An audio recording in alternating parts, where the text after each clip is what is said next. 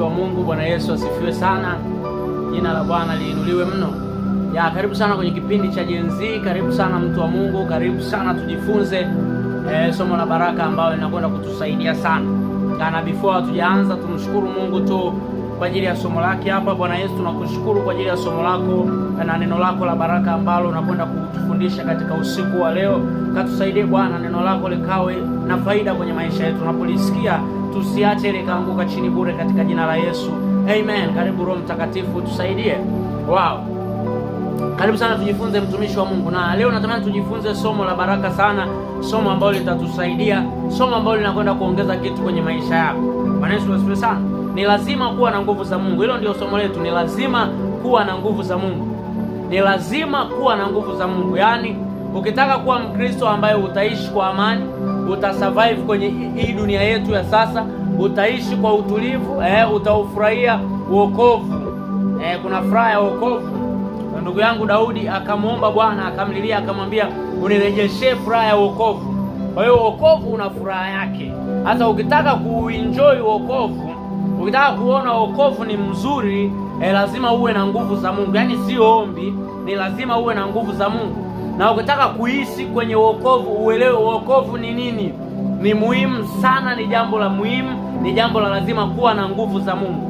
Bwana Yesu asifiwe sana. Hasa kijana, ni muhimu sana kuwa na nguvu za Mungu. Na leo nitakuonyesha vitu vichache ambavyo vinaonyesha ni kwa nini uwe na nguvu za Mungu. Utanielewa ninaposema ni lazima uwe na nguvu za Mungu. Kwa vile ambavyo tunaenda kujifunza utaelewa kwa nini kama kijana uwe na nguvu za Mungu. Bwana Yesu asifiwe sana. Kama mtumishi, kwa nini uwe na nguvu za Mungu? Na hapa nikwambie, nguvu za Mungu huwa hazikai kwa mtu kwa sababu ya umri.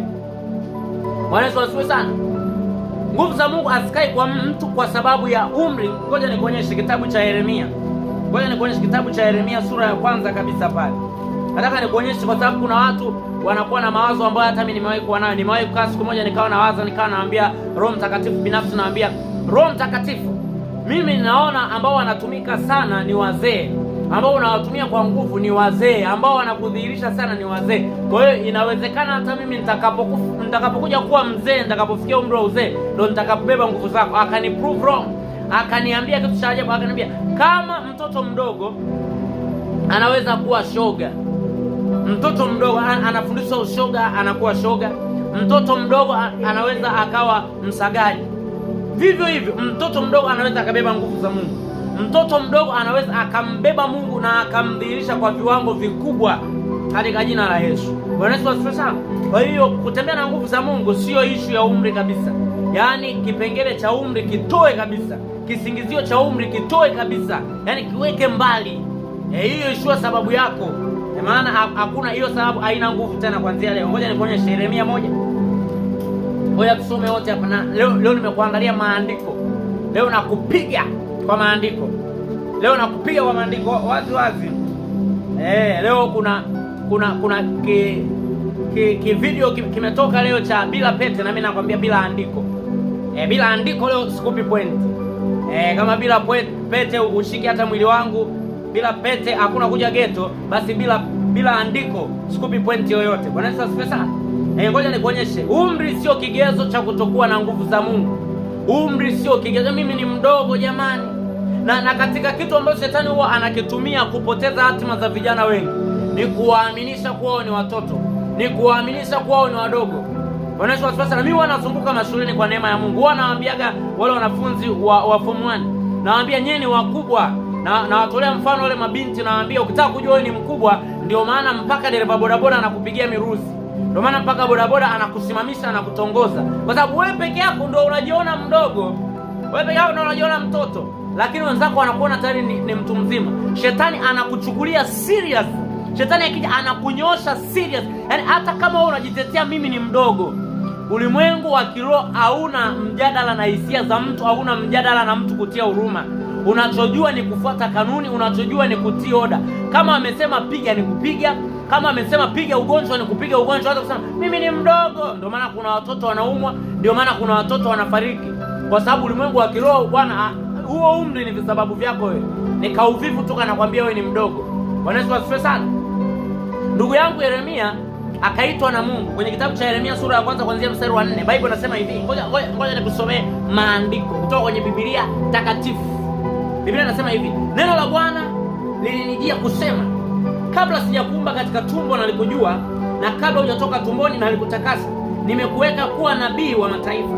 Sikiza mstari wa 6, alipoambiwa Yeremia anajitetea kama wewe ambavyo unajitetea, akasema, ndipo niliposema, Bwana Mungu, tazama siwezi kusema, maana mimi ni mtoto. Yaani wewe sababu vingi unakuwa navyo, sema mimi ni mtoto. Jamani, shetani akuoni mtoto, ndio maana akikubamiza anakubamiza serious yani. Tuendelee mstari wa 7. Lakini Bwana akamwambia, usiseme mimi ni mtoto. Mungu akamwambia, acha kabisa habari za kujiita mtoto, kwa sababu wewe ndio unajiona mtoto mbinguni. Ngoja nikwambie ukweli. Nilikuwa nawafundisha watoto wa Juhudi sekondari pale, nikawaambia kitu ambacho kinakudanganya ni wewe unavyojiona nje. Sikiza, kwenye ulimwengu wa kiroho sisi wote roho zile, hakuna kusema utakuta karoho sema aka katoto huyu amewekewa roho ya mtoto. Roho ya mtoto ambaye ni mtoto mchanga, ndani yake roho yake sio mtoto kama yeye.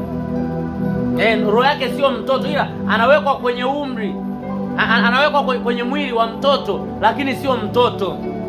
Bwana Yesu asifiwe sana.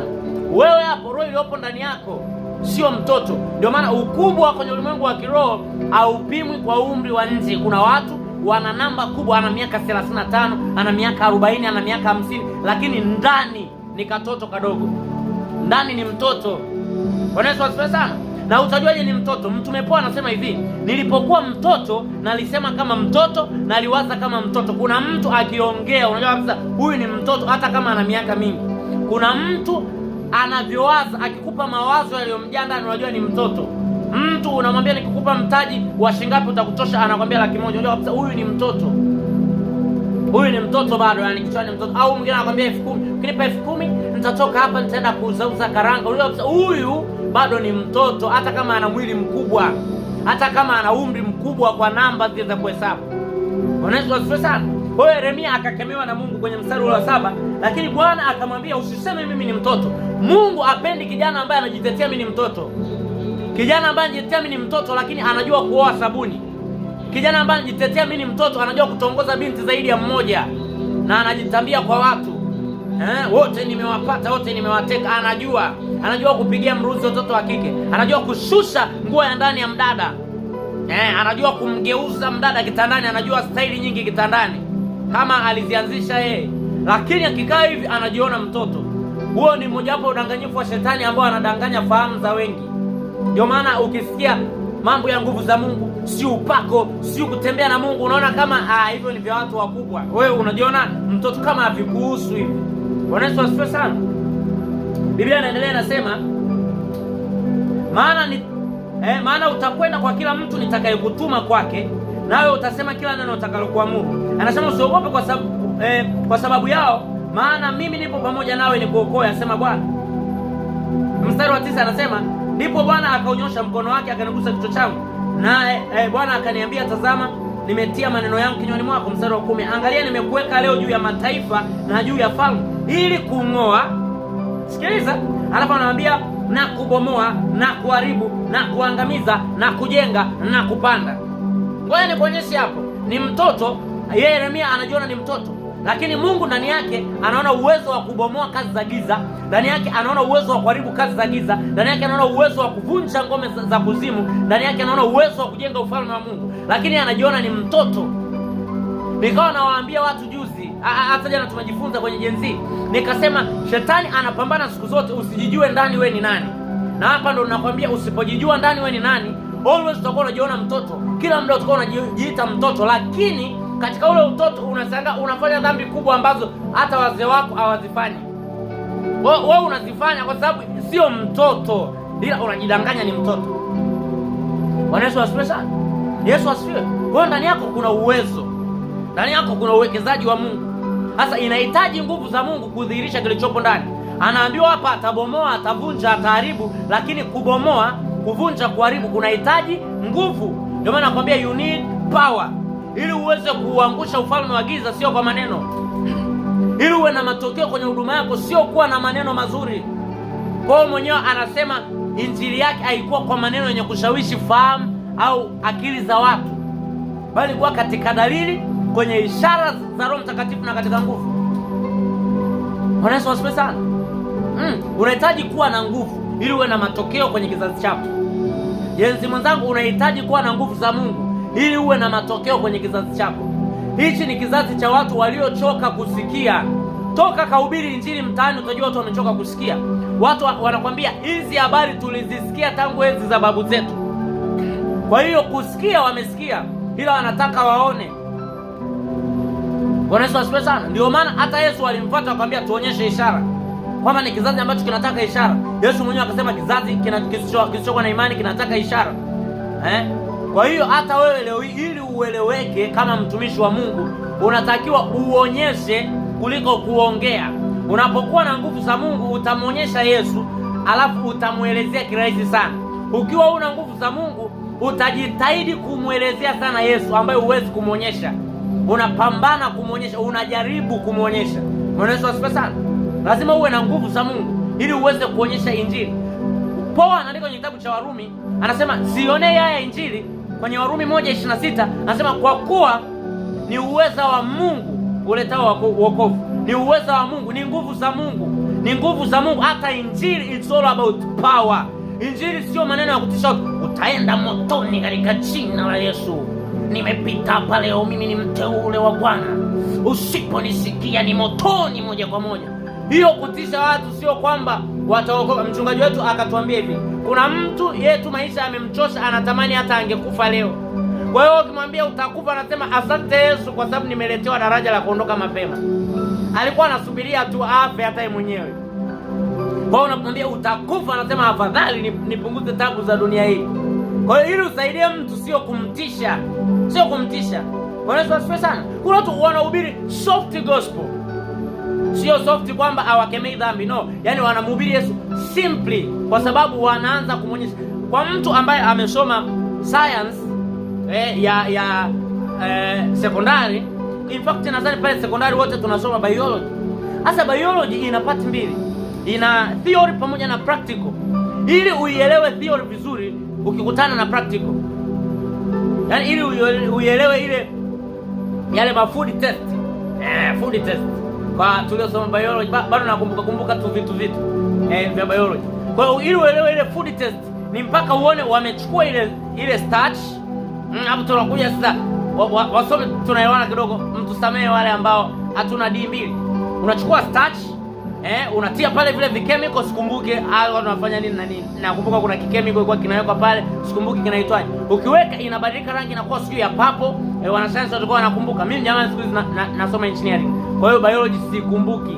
Nakumbuka tu movement. Unataka kufundisha movement, si reproduction, si coordination, si hayo kidogo nakumbuka, lakini food test ilikuwa inaninyoosha kidogo. Bwana Yesu asifiwe sana. Kwa hiyo ili uielewe ile theory ambayo uko unaiandika, utakapoingia maabara ukafanya kwa vitendo, unakumbuka it's very simple, kumbe inakuwa hivi. Hata ili watu wamuelewe Yesu uliombeba, waonyeshe kwa nguvu. Mimi nikawa nawaambia watu siku fulani, nikawaambia mnenda sehemu sokoni, watu ni wengi wamejazana hivi. Halafu kuna mtu anaomba pale, sema Bwana Yesu asifiwe. Kwa majina naitwa Mwinjilisti John pale Kariakoo. Leo nimekuja hapa nimewaletea Yesu. Sio habari tu za Yesu, nimewaletea Yesu anaweza kufanya. Na kwa jina la Yesu huyu kiwete hapa anainuka ili mumjue Yesu yule mbeba. Sema haleluya, haleluya. Halafu unasema kiwete, sina cha kukupa, ila kwa jina la Yesu simama uende. Akiinuka yule umeipata Kariakoo yote. Tena na vimama vinajua kubeba taarifa, vikitoka hapo vinahadisia hadi watoto wao. Leo amekuja, nimeona kwa macho yangu hayo mawili kiwete ametembea mbele ya macho yangu. Sijawahi kuona mwanangu. Huyu Yesu ni kweli. Watakusaidia wewe kuhubiri, lakini unajikaza, unalitesa koo. Nataka niseme nipo hapa sokoni leo, nimekuja ni kama Yohana, usipotubu utakufa. Mimi siwezi kuongea sauti nzito hapo, tuko koo limeanza kuniuma, siwezi, sio vitu vyangu. Bwana Yesu asifiwe sana. Mimi nahubiri kawaida kama ninavyofundisha. Lakini kwa neema ya Mungu mwaka huu wameokoka watu 1000 plus mpaka sasa hivi, kuanzia mwezi wa kwanza mpaka sasa hivi wameokoka watu 1000 plus, na sauti kangu kaka, wala sitishi mtu, taenda motoni. Usipookoka leo ukienda kulala uamke. Wala sitishi watu. Wala sitishi sana. Kwa hiyo ukitaka kuwa na matokeo kwenye huduma yako, you need power. You need power. Ngoja nikwambie, hata mchungaji kitu kinachofanya watu wabaki kanisani, ndugu yangu, sio kuwasema wachungaji wengine. Msiende kwenye lile kanisa, yule mchungaji wake nilikutana naye beach, ananywesha joka maji. Hivyo havitatisha watu useme wabaki kwako. Power ndio itafanya watu wabaki. Mimi nikawa na challenge watu siku moja, nikawaambia hata kama leo hii mkiendelea kumsema Mwamposa, mkasema hili jamani nimekutana nalo Freemason kabisa, hili hapa picha yake ninayo, ukaonyesha kabisa na picha mlipiga naye mkiwa Freemason, sisemi yule ni Freemason, ni kwa sababu nimewahi kusikia tetesi za watu mtandaoni wakisema hivyo. Sasa ukichukua hizo picha kabisa ukaja nazo, bado wale watu 200,000 plus kwenye lile hema lake watajaa. Unajua kwa sababu gani? Kuna power. Watu wakienda pale wanakutana na nguvu. Hana maneno mengi yule mwamba, lakini akisema inua gongo lako tembea, watu wanatembea. Hata wewe unatuambia kila siku Yesu anaokoa jamani, Yesu anaponya jamani, anaponya huyu Yesu, na kulia unalia. Alafu akitokea mgonjwa, wewe mchungaji ndio wa kwanza kuchangisha hela ya kumpeleka nje akatibiwe. Mtu amefika siku ya kwanza ana tatizo lake mwenyewe, akiangalia anasema kumbe na mimi hapa kupona ni majahali wa. Anakata tamaa, kesho aji. Ataenda kule ambapo unapapiga vita. Yesu asifiwe sana. Na ngoja nikwambie ukweli. Ngoja nikupe pointi hapa jenzi mwenzangu. Watu wenye fujo nyingi kwenye eneo la maisha ni maskini. Maskini wana fujo nyingi. Ngoja nielewe, usiwahi sasa kupata maana yangu. Tulia, uipate maana yangu vizuri. Maskini ndo wana fujo nyingi. Maskini ndo wenye lawama nyingi mtaani. Wewe ukamkuta tajiri analalamika ovyo. Vivyo hivyo wasio na nguvu za Mungu ndo wanaolalamika sana. Kuna kipindi fulani kulikuwa na taarifa zinazaga, wanatuibia washirika, sijui nini, wanatuibia jamani, washirika wetu wanadanganywa wame makanisa. Mimi nakwambia ukweli, mtu adanganywi, mtu mzima adanganywi. Mtu mzima akiona anaelewa kabisa, anajua kabisa huyu anatupiga.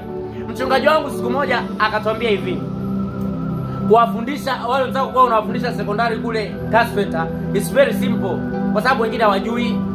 Ukiwadanganya hawajui, na in fact tu tunalishana matango pori kibao tu. Wewe mwenyewe unajijua, ulipokuwa kule unawaambia watu Mungu anaangalia roho. Kikubwa wewe ndani, uko ndani uwe na Mungu, lakini huko nje Mungu ajali nje. Ulikuwa unawalisha watu matango pori. Ukija kukua wewe mwenyewe unakumbuka, nimewahi kuwalisha watu matango pori kule hivi, ulikuwa kwa sababu ni watoto wenzio. Ukija kwa watu wazima uwezi ukaongea vile. Wale wanakaa wanasubiria fact, wazee wanasubiria wisdom. Yaani wazee wakaa wanakusikiliza hivi, wasiposikia wisdom wanaweza wakainuka wakaondoka. Hujakutana tu na wazee wenye hela zao. Hata kupotezewa muda. Yesu asifiwe sana. Yesu ainuliwe. Tafuta nguvu. Kijana mwanangu, tafuta nguvu. Wewe unaweza ukamtumikia Mungu kwa na matokeo kwenye kizazi chako, ila sio kwa maneno mengi. Sio kwa maneno mengi. Kwa nikwambia ukweli, mimi nina shuhuda kadhaa. Kipindi wakati mimi naanza kumtumikia Mungu, nikiwa namfuatilia mentor wangu brother Paul Everest Koba, akawa anatoa shuhuda. Kwanza alikuwa anasema kama unasumbuliwa na addiction yoyote, nenda Telegram, kule kuna audio zangu, sikiliza, utapona kabisa. Mimi nikawa najiuliza, yaani brother tukao kusikiliza haombei lakini watu wanapona. Kama una shida yote kasikilize audio zangu. Unataka kuja roho, sikiliza hii audio. Mimi nikawa najiuliza sana, inakuaje? Ila secret ni power. Na mimi nikawa najifunza, naamua kuwa serious. Akawa anatuhimiza sana, kama upo kwenye group yake unajua brother huwa anatuhimiza sana tuombe. Na brother ni mtu wa maombi. Hata ukisikiza shuhuda zake za maombi, sema kweli mimi nilikuwa nikisikiliza na jiona sijawahi kuomba.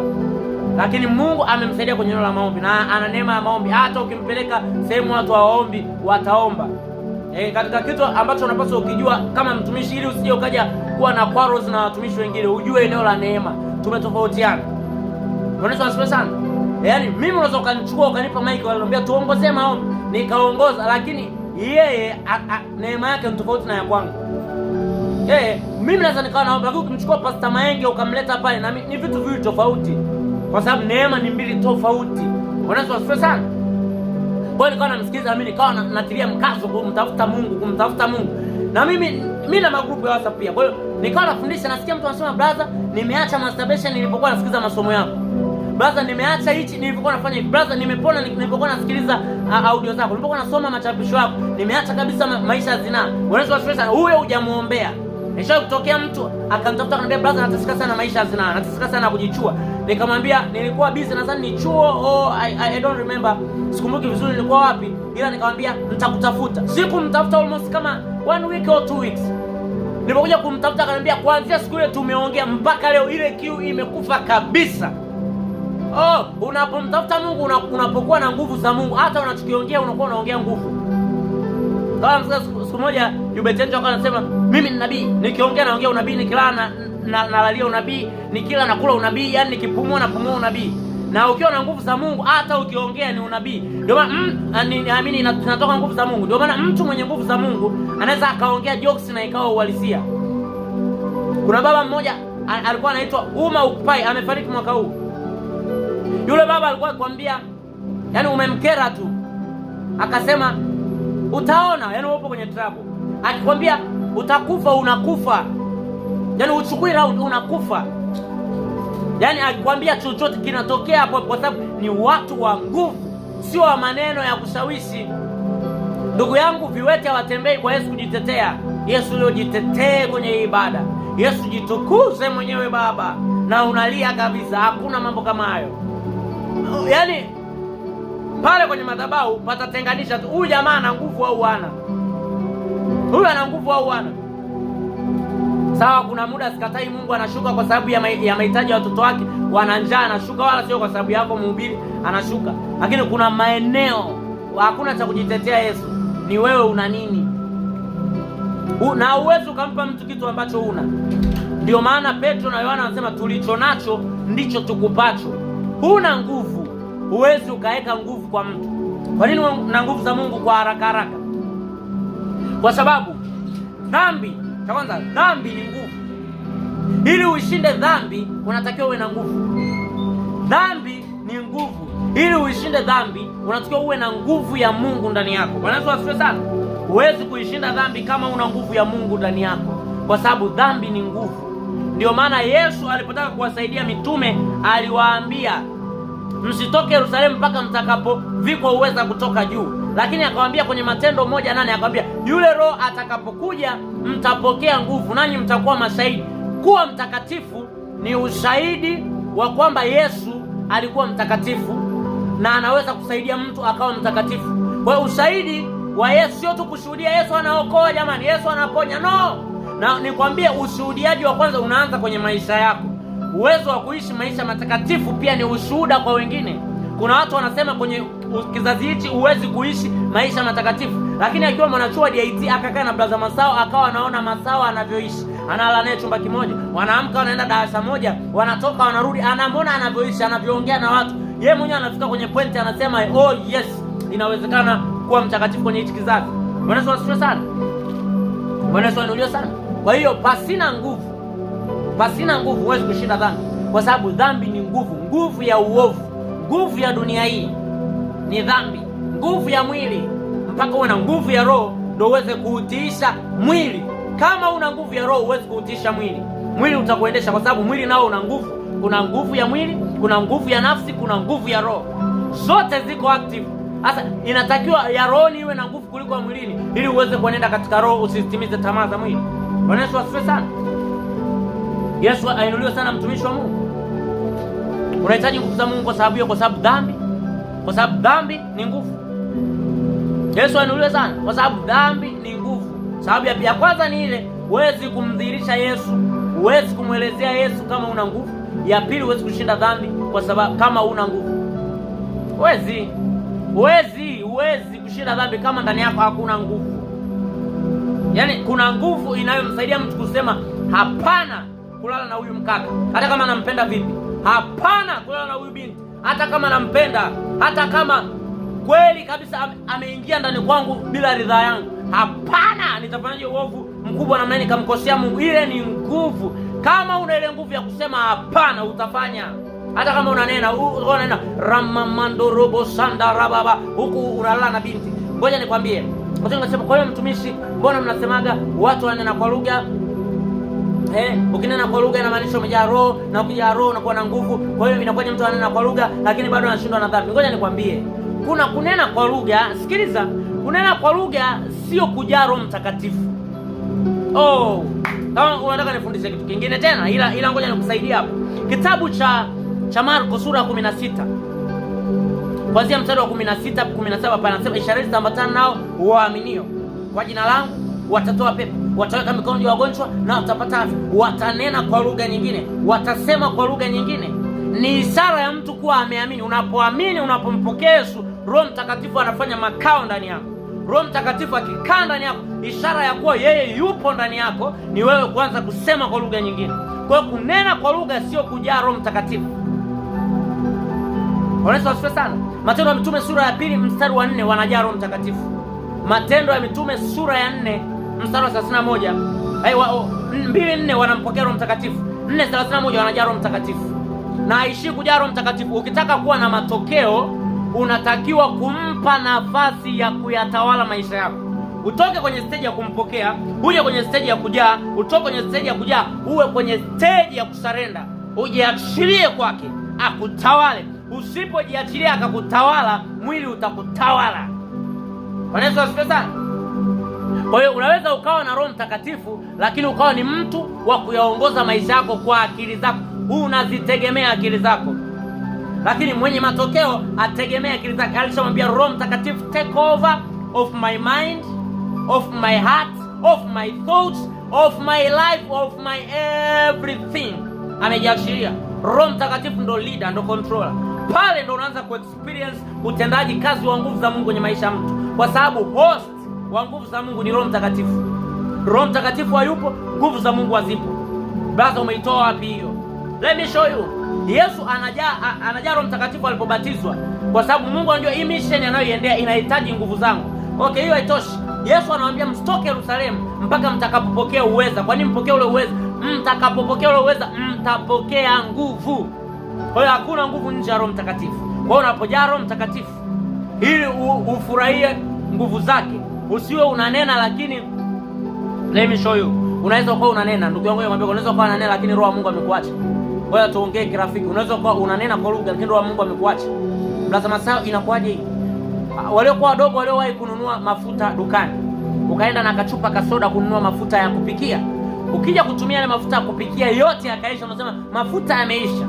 Ukiichukua ile chupa, ukiingiza kidole ndani, ukapitisha pembeni, ukapangusa hivi, still bado unatoka na mafuta kwenye mkono wako, kwenye kidole chako, kwamba ni ishara ya kwamba hii chupa iliwahi kubeba mafuta.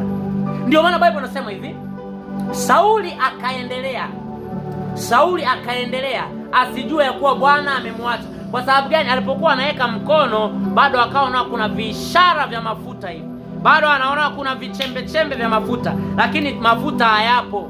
Roho wa Mungu ashajiweka pembeni, lakini ishara ya kuwa alikuwa pale ni kunena kwa lugha bado ipo. Akikupa lugha akunyang'anye. Ndio maana hata hapa sasa hivi hatujaomba Roho Mtakatifu shuka, tuseme Roho ameshuka hapa, lakini ninaweza kunena kwa lugha.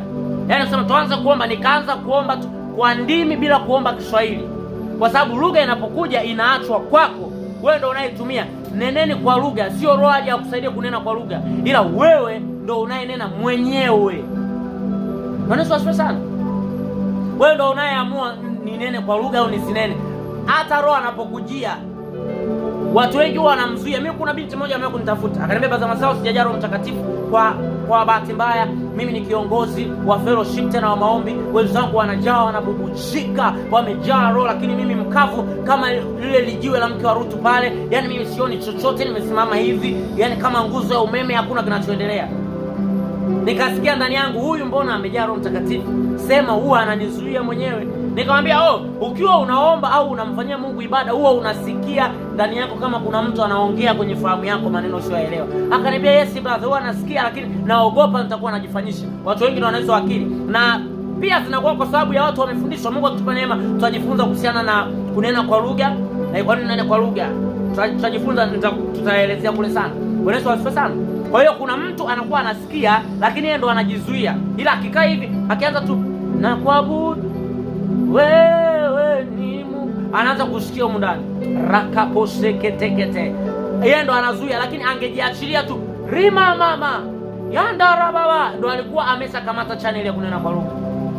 Kwa hiyo ile lugha baada ya kuipokea pale inabaki muda wote, unaweza ukanena. Yaani naweza nikavuka kwenye mambo tu nikaamua leo siombi Kiswahili, nataka tu anaye kwa lugha anajenga nafsi yake, nataka kujijenga tu leo. Anaye kwa lugha anasema na Mungu, nataka niseme na Mungu tu leo, nataka niongee na Mungu. Mando robo sandala kaparaba leko soto brondoske bragida, wala siongee Kiswahili. Wanaweza wasipa sana, lugha ipo imebaki. Kwa hiyo kuna mtu yeye sirini alishamwacha Mungu, anagonga dhambi, haogopi tena habari ya dhambi, hatunzi tena utakatifu, anabonda dhambi kama maji, anapiga zinaa, haogopi tena zinaa, haogopi kugeuza mabinti kitandani, yeye haogopi. Lakini akishika maiki ananena rakopo yakatakatata rakopo tetetete shakupapapa. Hiyo sio kwamba una mahusiano na Mungu. Inawezekana tu ni kama Sauli, inawezekana tu ni kama Samson. Biblia inasema Samson akainuka kama kawaida yake aende akapigana na Wafilisti, asijue ya kuwa nywele zimeshakatwa, Mungu ameshamwacha. Kwa hiyo lakini kale kaalama bado kapo. Yesu asifiwe sana. Kwa hiyo nguvu za Mungu ni zaidi ya kunena kwa lugha. Lakini kunena kwa lugha ni njia mojawapo ya kuzalisha nguvu za Mungu. Unaponena kwa lugha unazalisha nguvu za Mungu. Brother Masao, unasemaje kunena kwa lugha ni kuzalisha nguvu za Mungu? Show me scriptures na kuonyesha maandiko. Kitabu cha Matendo ya Mitume. Matendo ya Mitume hayo yote ni kwa sababu walikuwa na nguvu. Sio kwa sababu walikuwa na maneno. Wafika sehemu watu wanasema wale wapindua ulimwengu wamefika na huko. Waliupindua ulimwengu kwa vile walikuwa wanavifanya. Leso zinaponya watu, vivuli. Wewe kivuli chako akiona wanahisi mchawi. Wewe nani huyu? Kivuli chako kinatisha watu bala ya kuponya watu kwa sababu huna nguvu ya Mungu. Huna nguvu ya Mungu. Siku moja binti mmoja akaniambia, brother Masao, Bwana Yesu asifiwe, unaendeleaje? Naendelea vizuri. Nataka kujifunza kwako kwa habari ya hii neema ya watu kusikiliza bila kuchoka. Yaani mtu ananisikiliza achoki. Nilikuwa natembea nao, alikuwa na rafiki yake kwa mabinti wawili. Nilikuwa natembea nao, tumetokea umbali mpaka kufika sehemu sana, nikawahurumia, ikabidi niwaambie ngoja niwalipie boda mrudi kanisani. Maana nimewatembeza wananisikiliza tu. Ndio brother, ndio brother, ndio brother. Unadhani nini kinafanya mtu akusikilize? Unadhani ni nguvu ya Mungu. Brother Masa, unajazaje group watu 1000? Ni nguvu ya Mungu. Yaani kama una nguvu watu hawakai. Sio tu hata kwenye group, hata kwenye status zako. Ukiposti vitu vya maana hawasomi kwa sababu you don't have power to attract. Una nguvu ya kuwavuta waje wasome.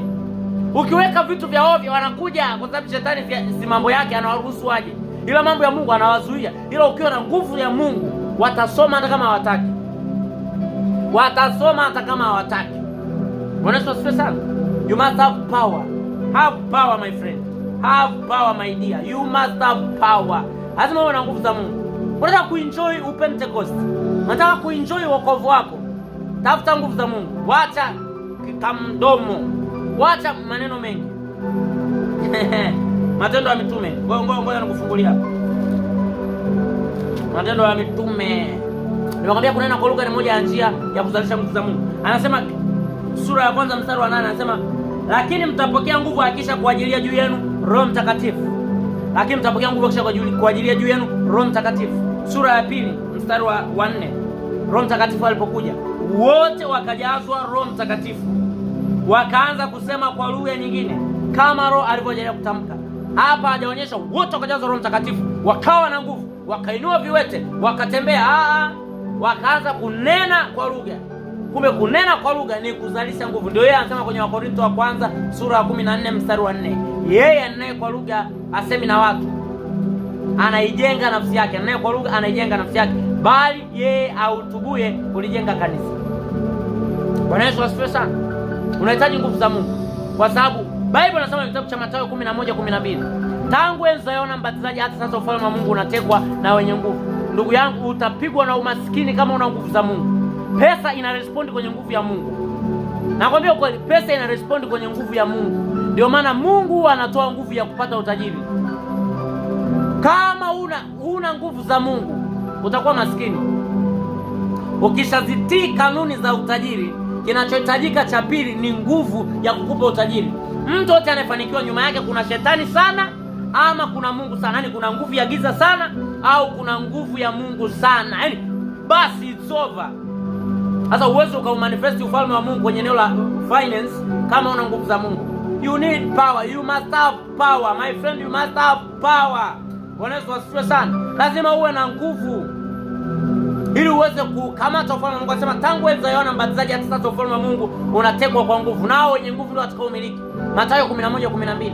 Ukisoma Ufunuo, kwa nini uwe na nguvu za Mungu? Kama una nguvu za Mungu ni ngumu kuingia mbinguni. Hii ni mbaya zaidi. Ufunuo 21:27. Ngoja nikusomee.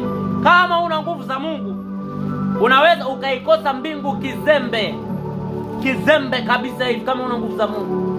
Na ndo hapa sio kwamba eti wenye nguvu za Mungu tu wanaoinua viwete ndio watakaoingia mbinguni. No. Kama una nguvu za Mungu nimekwambia huwezi kushinda dhambi. Wewe kama ushindi dhambi, mbinguni uingie. Okay, Ufunuo 21:27. Kwa ngoja nikusomee neno la Bwana linasema hivi. Neno la Bwana kwenye Ufunuo 21:27. Na ndani yake hakitaingia kamwe chochote kilicho kinyonge. Mtu mnyonge ni mtu asiyekuwa na nguvu. Ndani yake hakitaingia kamwe kilicho kinyonge. Chochote kilicho kinyonge. Yaani yeyote asiyekuwa na nguvu za Mungu, huyo ni mnyonge. Na ukishakuwa mnyonge utakuwa mdhaifu kwenye dhambi. Ukishakuwa mdhaifu kwenye dhambi, garantia kuingia mbinguni ni 0.0000000. Bwana Yesu asifiwe sana. Na mbingu tunaanza kuenjoy hapa duniani. Kukosa hela pia ni utakuifurahia mbingu. Nakwambia ukweli. Anasema anifuataye mimi atapata mara 100 duniani na uzima wa milele. Mbingu tunaanza kuenjoy hapa kabla hujafika mbinguni. Umeokoka. Unapigwa uchumi. Ukigusa mahusiano unabondwa. Kila unapogusa ni kama anasema siku ya kufanya ni miti yote uteleza. Mahusiano yatakunyoosha, you don't have power. Ukija kwenye uchumi utakunyoosha, una nguvu. Ukija kwenye huduma inadumaa, hakuna nguvu za Mungu. Unahitaji nguvu za Mungu kijana mwenzangu. Na moja ya njia ya kuzalisha nguvu ni kwa kuomba, tena kwa kuomba katika roho, kwa kunena kwa lugha. Unaponena kwa lugha unazalisha nguvu, unazalisha miuwezo ya ndani. Kina Petro alipotokota maso paka takata, anatoka anawahubiria watu 3000 wanaokoka. Anafika sura 3 anainua mtu getini kiwete. You have to pray. Namna gani unaweza kupata nguvu za Mungu kwa haraka? Njia ya kwanza ya kupata nguvu za Mungu, kama unatamani kupata nguvu za Mungu, njia ya kwanza, tunza utakatifu. Roho Mtakatifu aliwahi kuniambia hichi kitu. Kuna nguvu inakaa ndani ya mtu kwa sababu ya level ya utakatifu alionayo. Hapo tunatoa maombi, tunatoa neno, level ya utakatifu wake. In fact huwezi kuishi utakatifu bila neno. Kwa lazima mtakuwepo. Unapokaa kwenye maisha matakatifu, umekubali kuichukua nature ya Mungu. Mungu anapoiona nature ndani yako ya kwake, anafanya makao. Atakapofanya makao kwako, nguvu za Mungu zinapatikana kwako. Njia ya kwanza, tunza utakatifu. Acha kabisa maisha ya dhambi. Amua kabisa kuyaacha. Amua totally kuacha maisha ya dhambi. Utaanza kuona utendaji kazi wa nguvu ya Mungu kwenye maisha yako. Njia ya pili, soma neno. Yesu anawaambia hivi kwenye kitabu cha Mathayo sura ya 28 kuanzia mstari wa 18 mpaka 20. Anawaambia, enendeni ulimwenguni mote mkahubiri Injili. Mkawafanya watoto kuwa wanafunzi wangu, mkiwabatiza kwa jina la Baba, Mwana na Roho Mtakatifu. Bwana asifiwe sana. Alafu anasema, nami nitakuwa pamoja nanyi hata ukamilifu wa dahari. Nguvu za Mungu huwa zinakaa na mtu ambaye anaamua kukaa na neno la Mungu. Yaani popote lililopo neno la Mungu. Kwa sababu huwezi kwenda kuwafanya watu wanafunzi nje ya neno. Ni unaenda kuwafundisha neno. Lazima uwe umejifunza, hakuna mwalimu ambaye hajajifunza. Kwa hiyo unapokaa na neno, unakaa na Yesu. Nguvu za Yesu zinazaliwa kwako. Unavyokaa sana na neno. Yesu ni neno, Bible imesema. So unapokaa na neno unaanza kulifanania neno. Unaanza kuwa na nguvu zilizopo kwenye neno. Anasema kwenye kitabu kile cha Waebrania sura 4 mstari wa 12, neno la Mungu lina nguvu. Kwa hiyo neno la Mungu likikaa ndani ya mtu, nguvu za Mungu zimekaa ndani ya mtu. Njia ya pili, ya tatu Omba, tokota, pasuka, omba. Sio maombi ya dakika 2 ndugu yangu. Baba, katika jina la Yesu naenda kulala sasa. Nione, nifunike kwa damu yako. Nitakase kwa jina la Baba na Mwana na Roho Mtakatifu. Sio hayo maombi, push, tokota, omba, nena kwa lugha sana. Unazalisha nguvu za kiroho. Usipokuwa na nguvu za kiroho utanyoshwa na wachawi wewe. Utanyoshwa na mapepo. Kila pepo anakuja kufanya majaribio kwako. Kila mchawi anakuja kufanya majaribio kwako. Be serious. Omba serious. Hizo ni njia ambazo mimi nakwambia unaweza kupata nguvu ya Mungu. Pia nguvu ya Mungu unaweza kuipata kwa kufuatana na wenye nguvu ya Mungu. Mtii mchungaji wako. Mtii. Kuna neema alionayo itahamia kwako. Kuna nguvu ambazo zinatembea naye zitaanza kutembea na wewe. Mheshimu kutoka ndani. Mheshimu mentor wako kama unaye. Mheshimu yeyote ambaye umewekewa mbele yako, awe msimamizi wako, akuongoze, awe mfano wako kwenye jambo lote. Mtii. Kina Petro alikuwa anamtii Yesu. Petro alikuwa mkubwa kuliko Yesu, alikuwa mtii. Unaweza kusikia sana. Yesu ainuliwe. Yesu atukuzwe sana, mtumishi wa Mungu. Kwa hiyo ukifanya hayo mambo unajiweka kwenye position ya kutembea na nguvu za Mungu. Na tukamsihi Bwana kwa dakika chache. Kwa dakika almost kama 3 hapo. Tukamwombe Bwana. Nena kwa lugha hapo kidogo. Mwombe Bwana Yesu akuzalishie tena nguvu. Nena kwa lugha, uzalishe nguvu. Nguvu za Mungu unazizalisha mwenyewe, huwa zinazalishwa dynamically. As you pray ni kama generator, unapolifanyisha kazi linakuzalishia umeme. Unaweza kusikia sana. Kwa hiyo push kwa dakika hizo 2 hapa. Rapakoska mande lesko bragida mando la baboria. Lekazuske breketuska manda la ruska bragida. Rakatelia zazuska brandosko bragida barasko mande. Reketelia masko prakatala babonde. Ramosa liga brandesko bragida mande. Jakapatoria skaparadia. Leko saparanda sko bragida mande. Jakoto poratos kepila mamonde. Lekasuta kaparada gaduske. Rekamanda sko bragida barasko pradia. Lekavando sko bragida baboria. Lekazanda saruske bragida. Lekazanda seruske mando. Lekazanda seruske brakatelia. Japo sapakata karabaya. Leko zata kabaragadusia. Maso prakata lagadaba sanda lagabaradosia. Maso pakata kata. Anenaye kwa lugha anaijenga nafsi yake. Rapokoto paradiga. Unayo dakika 1 hapo ndugu yangu. Rapo sata kapadaba sata kabadabaya. Lekete perekete peliga baradosia. Maso pakata malagadiga baradia. Leke vekete kele paruza katakatelia. Jepala mandolo soko prakata labadia. Maso pakata bada. Ele soprakata pakatia mahuske bregida. Na tunapomba hapa, kuna mtu unasumbuliwa na maumivu ya mgongo. Kuna siku uliwahi kuanguka ukaangukia mgongo wako, sababu iliyokusababisha unateseka na maumivu ya mgongo, ulianguka. Mgongo wako unakusumbua, unauma kwa sababu uliwahi kuanguka ukauangukia. Tunapomba hapa kwa sekunde hizi chache, Yesu anaenda kukata kabisa hayo maumivu. Masoprakatoko parakata badabada. Leka sando le parada gaduska mande.